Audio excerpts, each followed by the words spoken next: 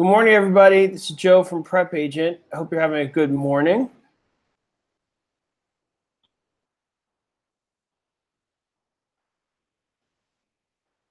We are here again. How many new people we got today? Give me a number one if it's your first time, a number two for the second time, three for third time, and so on.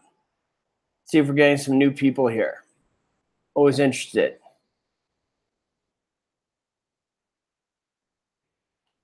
Sam second, Brittany is fourth. Lori, you just have it like bookmarked on your favorites, ready to go.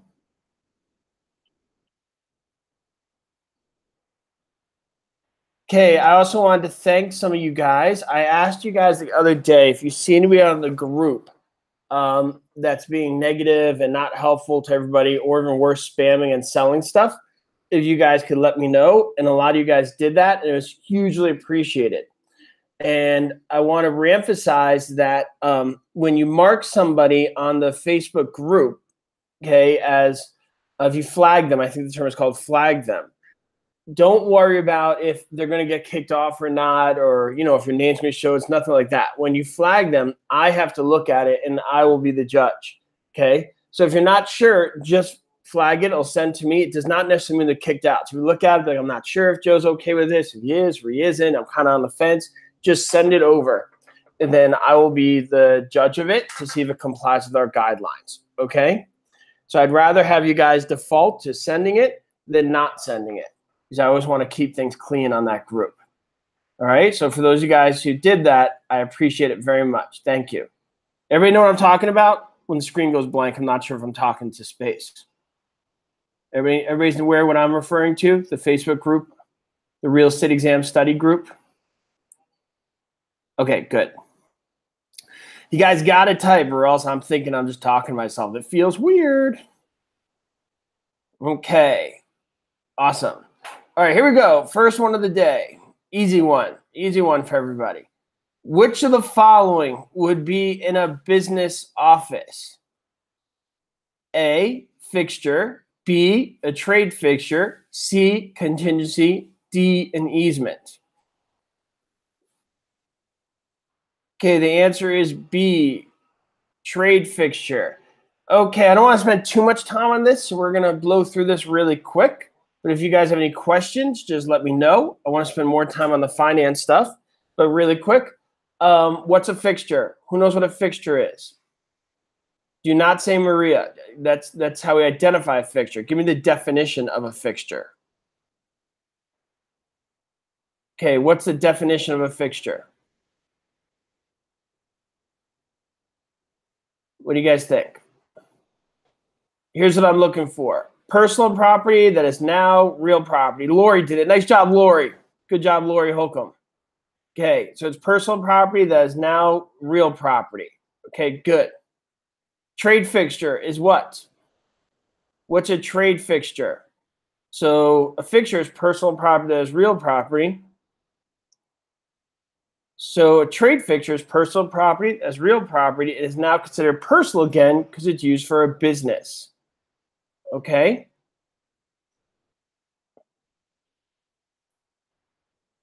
All right. And how do we know something's a fixture? What does Maria stand for? What do you guys think? What does Maria stand for? M-A-R-I-A. Give me that definition and we'll move on to the next thing. What does Maria stand for?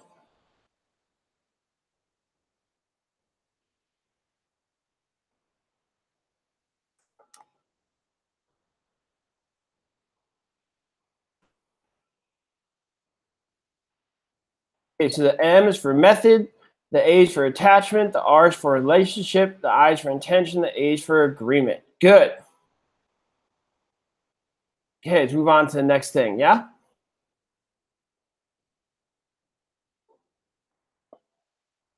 The Federal Truth in Lending Law, Regulation Z, gives the borrower a 3-day right of rescission when the loan is A, an FHA or VA loan to purchase a single-family owner-occupied residence, B, a purchase money loan secured by a deed of trust on commercial property, C, a loan secured by a deed of trust on owner-occupied single-family residence when the money is borrowed subsequent to the purchase. D, a conventional purchase money loan secured by a deed of trust on residential property. What do you guys think?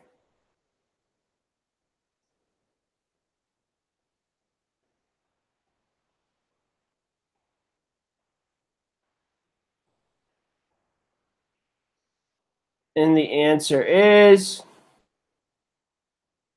C, a loan secured by a deed of trust on owner-occupied single-family residence when the money is borrowed subsequent to the purchase. Okay? Okay, so it has to do with owner-occupied, okay, single-family residence. Okay? It doesn't apply with the FHA and VA loans.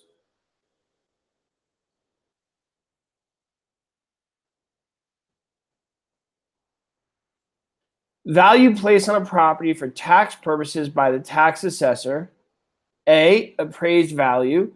B, assessed value. C, actual value. Or D, estimate value.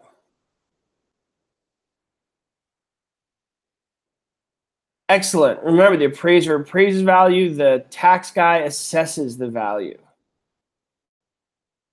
Good. Excellent. Who could tell me what the 4 essential elements of value are? What are the 4 essential elements of value? What do you guys think? What are the 4 essential elements of value? Okay, Nana Aguiar wrote stud. What does that stand for? What does stud stand for?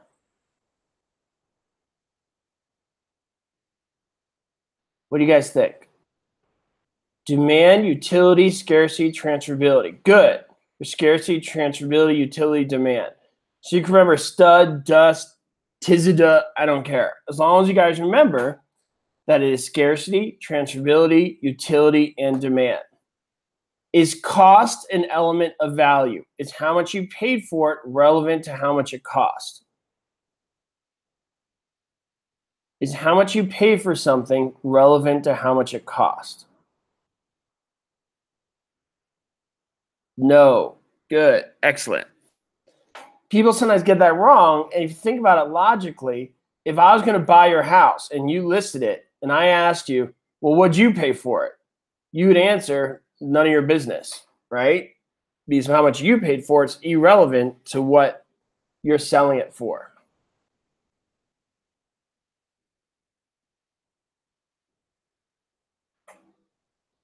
An accounting term used to designate a payment or owing is called A, a credit, B, a waiver, C, a pledge, or D, a debit.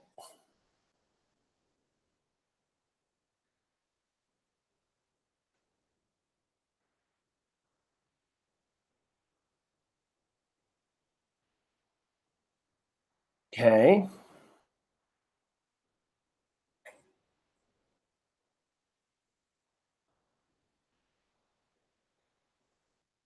And the answer is D, debit. When you buy a house, who could give me an example of a credit to the seller? Who could give me an example of a credit to the seller? Who could give me an example of a credit to the seller?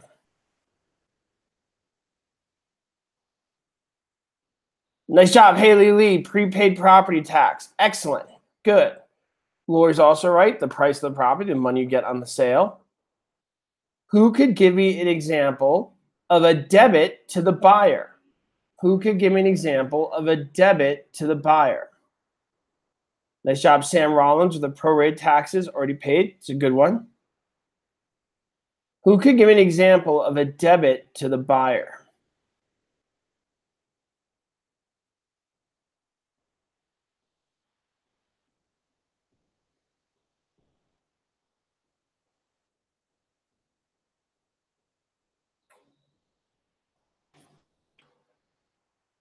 Okay, the purchase price. Good, the purchase price. So Marco, Truth in Lending and Regulation Z just has to do with honest disclosure when you're making a loan. Okay, and that's when you hear things like the APR, the annual percentage rates. It's a federal law that makes sure there's honest disclosure for people when they're getting a loan.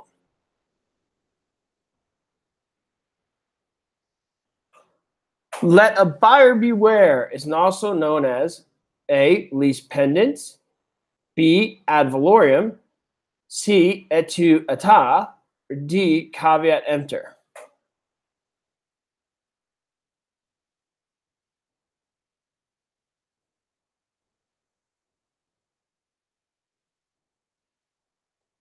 Yes, it is, Marco. It is related to the Truth in Lending Act. Okay, the answer is D, caveat emptor. Who knows what lease pendants means? What's lease pendants? Anybody know what lease pendants means?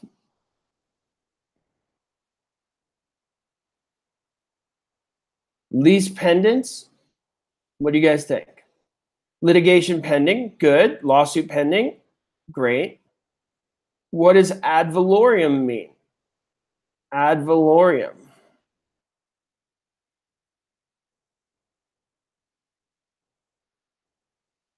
Ad valorem. According to value. According to value. Good.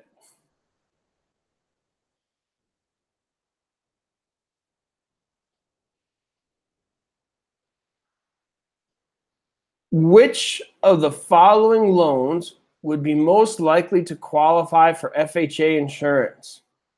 A loan to buy farm equipment. B, a loan to purchase a farm. C, a loan to buy a small business. D, a loan to purchase 1 to 4 units of residential rental property.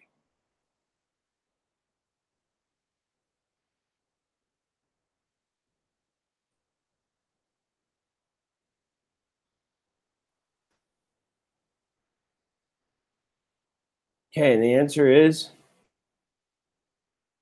D, good. Anybody live in an area that's popular during the summer? I want to visit somewhere awesome this summer. Anybody live in have any recommendations from good summer locations? Miami. I feel Miami is the most humid, with bugs the size of your head, right? Or am I wrong? Could be wrong. Ooh, North Carolina. That's a good one, Sam. I want to go to North Carolina. Chicago on the Lake. I heard that's nice.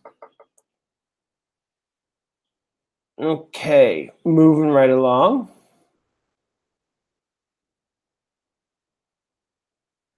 Okay, the term security interest is best defined as A, the creditor's interest in the debtor's property.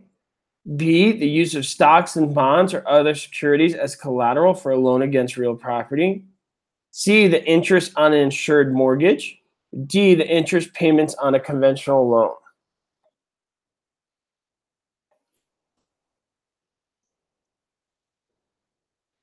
The biggest storm I've ever experienced in my life was in Miami, for sure. Maybe that's why I have the memory of Miami. But I hear a lot of people love it. I actually had a good time when it wasn't a storm. Okay, so the answer A.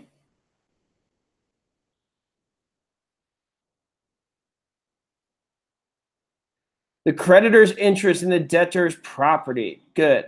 All right, so what is the lender's security when they make a loan to you? What is their security when they make that loan to you? Like, why are they making the loan? What is the reason a lender says, you know what, I'm okay with lending you money. You're okay in my book. What's the most important thing to them? Good job, Kathy Clark. It's the property. It's not your credit. It's not your job. Those things are important. Don't get me wrong. But the most important is the property itself. Okay. Yeah, that collateral. Okay.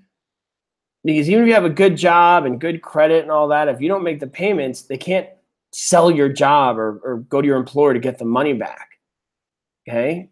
They can sell your property.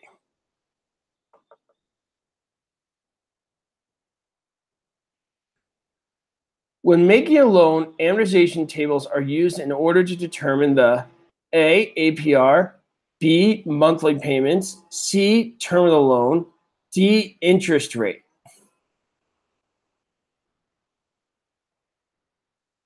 Good job. Everybody's got monthly payment there. Who could tell me what is negative amortization? What is negative amortization? Anybody? What is negative amortization?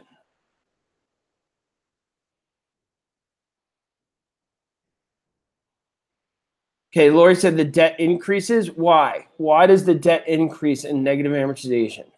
This is an important one you guys should know. Okay, so here's the answer. The loan doesn't increase. Your payments don't cover the interest. Your payments do not cover the interest. Okay, your payments do not cover the interest. Okay, what's a straight note? What's a straight note? What's a straight note? Anybody know?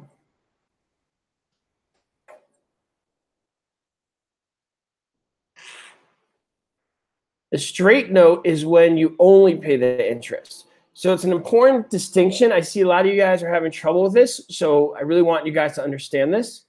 A straight note is when you pay the interest only. Negative amortization, you're not even paying the full interest. You're paying less the interest, your debt goes up, okay? Big difference. So let's use simple numbers. If I lend you $10 and I tell you to pay me back, and every month you owe me money, I'm going to charge you $2 in interest, okay? After 10 months, okay, if you pay me $2 every month, at the end of 10 months, you still owe me $10, right? With negative amortization, if you pay me $1 every month, then you're going to owe me $20 at the end of 10 months. Does everybody understand that? But either way, your debt's not going down. In one scenario, it's going up, and the other, it stays the same. Does everybody understand that? It's super important you guys understand that. So if you don't, I want you to write down straight note and negative amortization and look that up when you finish up with today's webinar. Okay? So that's one of those. Everybody's like, is this on the exam, that on the exam? This is one of those I can pretty much guarantee you're going to have to know. If not on your exam, for when you practice real estate. So please look that up.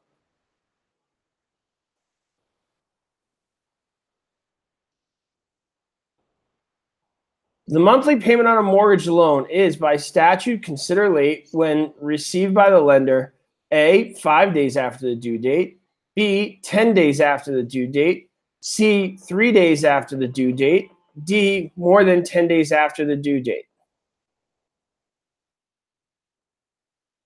And the answer is D. Good. More than 10 days. All right. Good.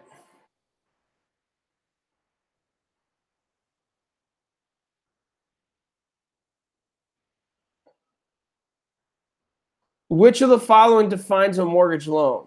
A, an instrument that is used only when the exchange of real property. B, a promissory note that is unpaid. C, a loan collateralized with real estate. D, a financial obligation which is unsecured but is used to buy a building. What do you guys think?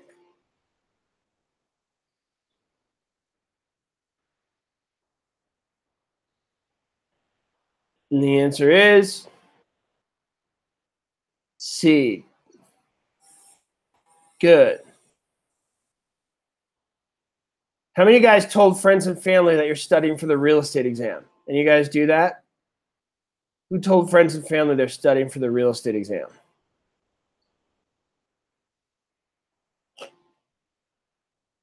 Okay, let me give you guys a little advice. Those who've been with me for a while know what I'm going to say. Do not tell anybody that you're taking the exam. It's on an absolute need-to-know basis, okay? Jillian knows what I'm getting at. Jillian, what are you referring to? Okay, it's on an absolute need-to-know basis. You're not in high school anymore where your parents are waiting for your results to come in.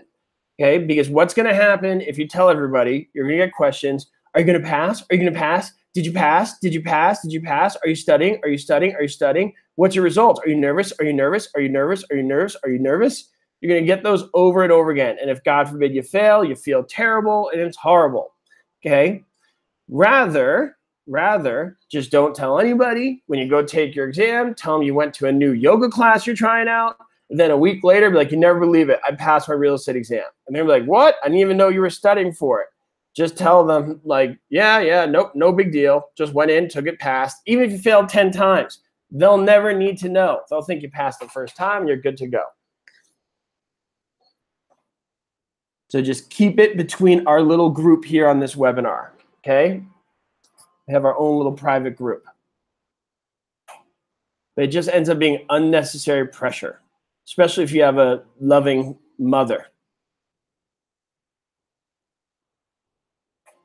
My mother wants to know all the time. Doing okay? You're doing okay? You're doing okay? You're doing okay? I feel like she's going to be like that till I'm 60. All right, moving right along. In deciding, am I right? Having a loving mother is a blessing and a curse at the same time. More of a blessing, of course, more of a blessing.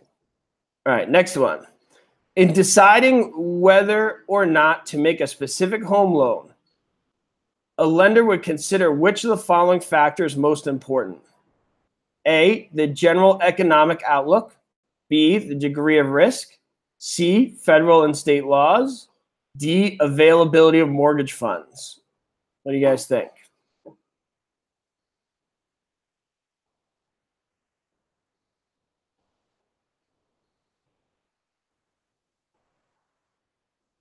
Okay, it's all about risk. Okay, remember we talked about that property? That's why that property is so important. It's the collateral for the loan. Okay, the risk is what it all comes down to. Lenders do not like risk. The more you can show them that you're not a risk, the more likely they're going to give you a loan and even a better interest rate.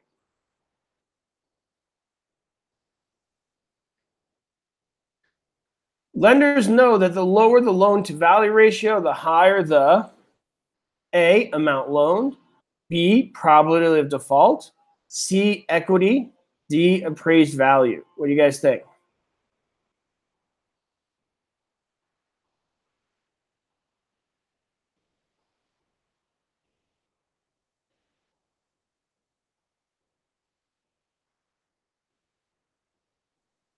Okay, the answer is equity. Good. Do you guys know what equity is? Write down what equity is if you know what it is. What's equity? Anybody? Okay, so write down what equity is. Who could define equity?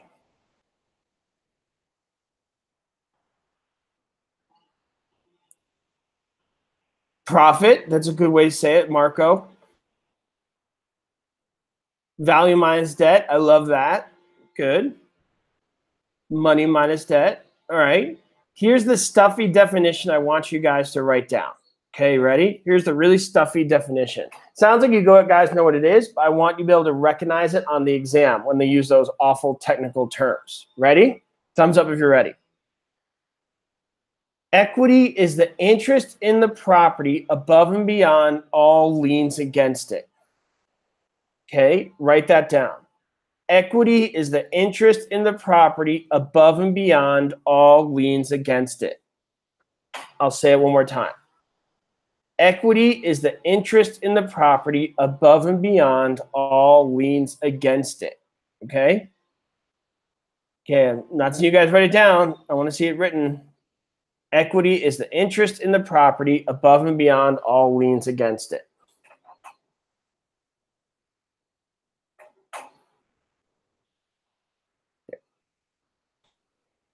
Okay, thank you, Kathy Clark. Good.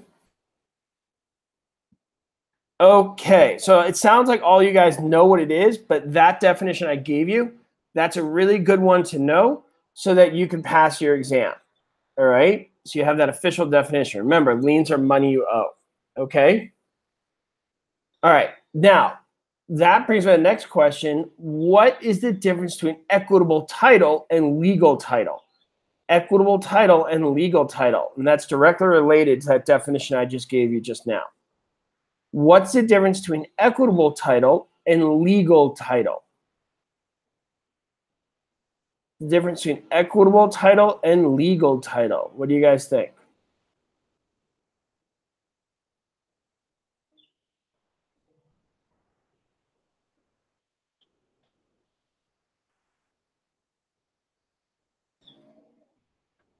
Let's see.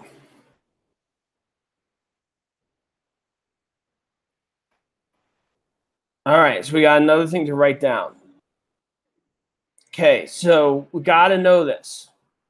All right, Linda, you're doing great. Linda Perryman, excuse me if I pronounced your name wrong, but wanted to give you credit for saying that correctly.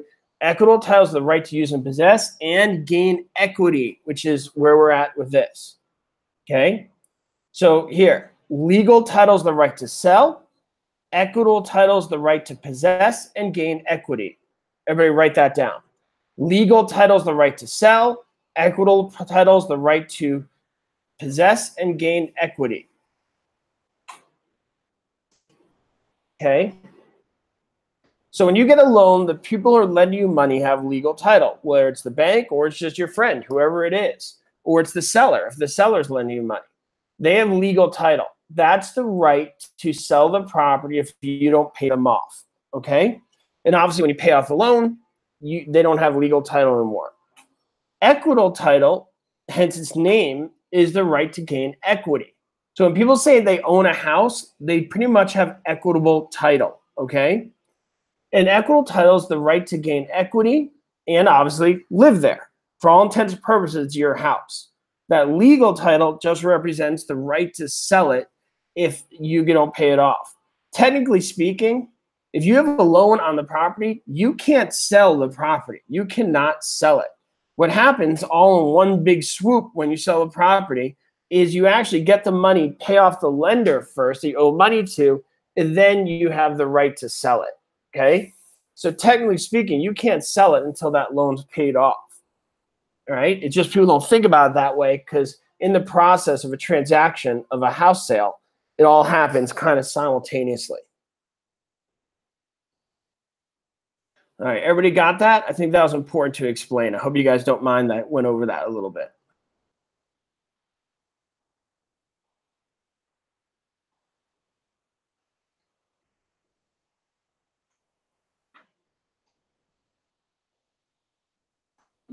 Okay, which lender is the major source of junior loans negotiated today? A, commercial banks, B, federal land banks, C, private lenders, D, insurance companies.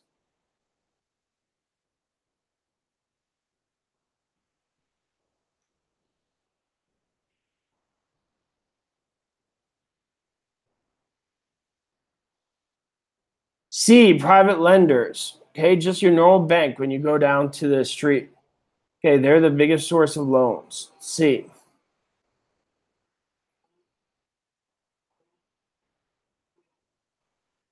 Who here could tell me everything they know as it relates to your real estate exam, okay, about a VA loan?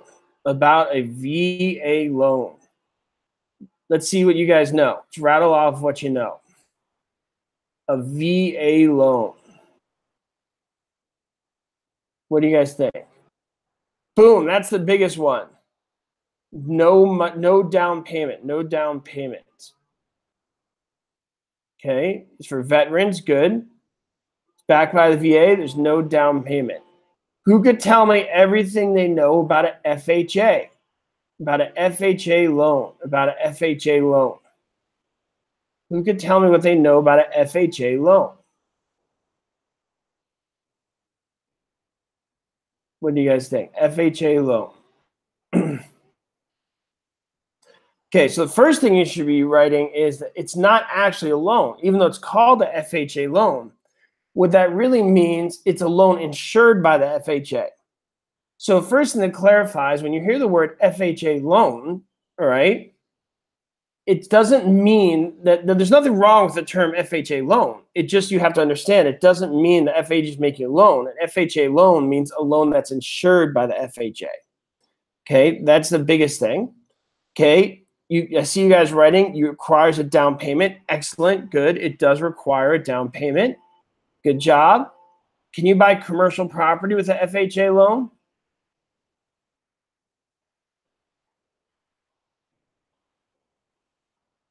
Okay, good job, Linda.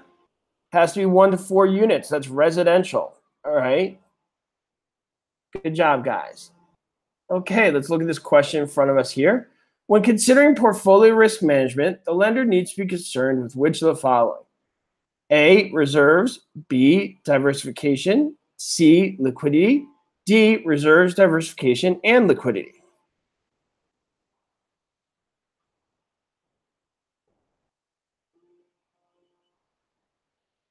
And the answer is D. Okay, I see that Sam Rollins wrote secondary market. Who here could tell me what the secondary market is? Anybody?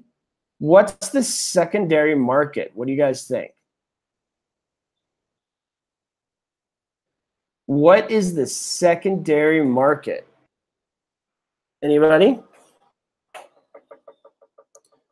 Resale of loans. Good. What I want you guys to remember is exactly what Lori Holcomb wrote. Resale marketplace. Good. Resale marketplace. Resale marketplace. Resale marketplace.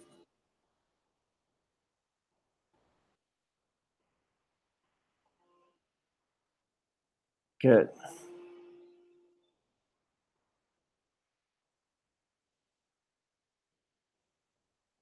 An investor paid $300,000 for an apartment building, making a $75,000 cash down payment. 1 year later, the property increased 10% in value. This resulted in a $30,000 or $40,000 gain on the $75,000 equity. This is an example of A, leverage, B, plottage, C, none of the other options are correct, or D, highest and best use.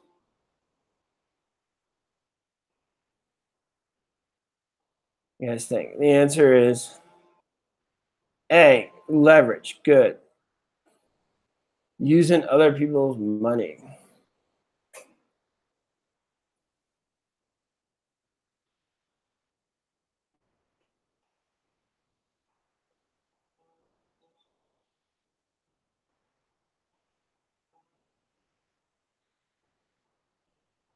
When must a copy of a loan broker statement be given to the borrower? A, it is negotiable. B, within 3 days. C, when signed. D, at closing. What do you guys think?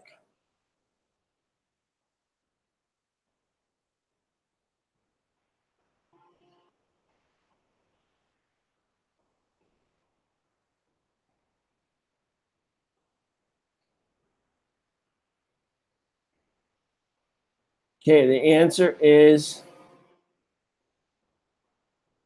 C, when signed. Good job, guys.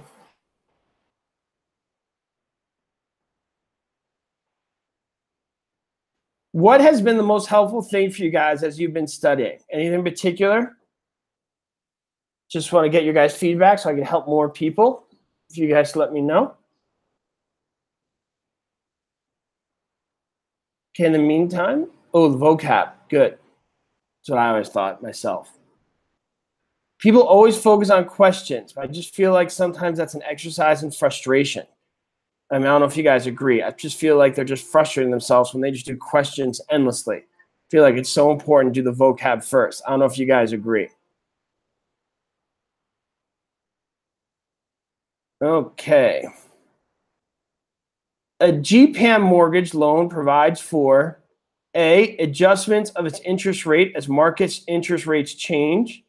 B, a long-term loan consisting of a series of short-term notes. D, deferment of certain payments on the principal during the early period of the loan. D, renegotiation of the interest rate on the note. Thank you, Marco.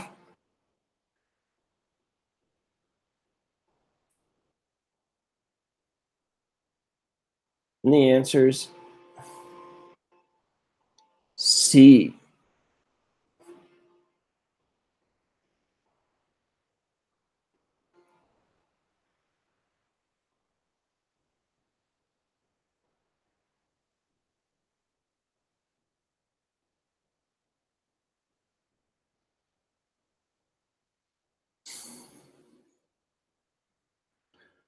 Which of the following? Oh, you want to go back to that one? Oh, I think we already went on for that one.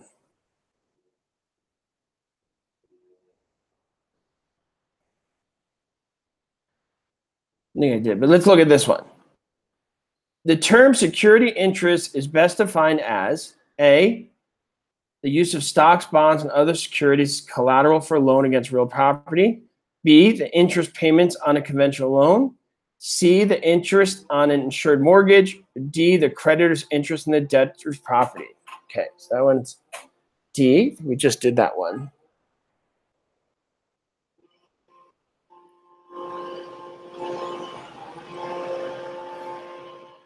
Okay, so that was D. Which of the following does not directly affect the level and the movement on mortgage interest rates? A, the rate of unemployment. B, the demand for funds. C, the supply of funds. Or D, the inflation rate. What do you guys think? This is a tricky one. I hate this question. But it looks like you guys are nailing it. A, the rate of unemployment. They talk about direct effects. There's indirect and direct effects.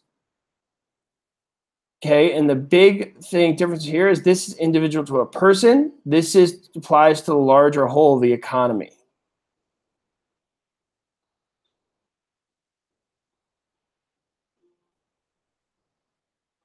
The terms of some real estate loans provide that interest rates may be increased or decreased depending on money market conditions. We call this type of loan A, a fluctuating market condition loan, B, an interim loan, C, a loan which is secured by a short-term land contract, or D, a variable interest rate loan.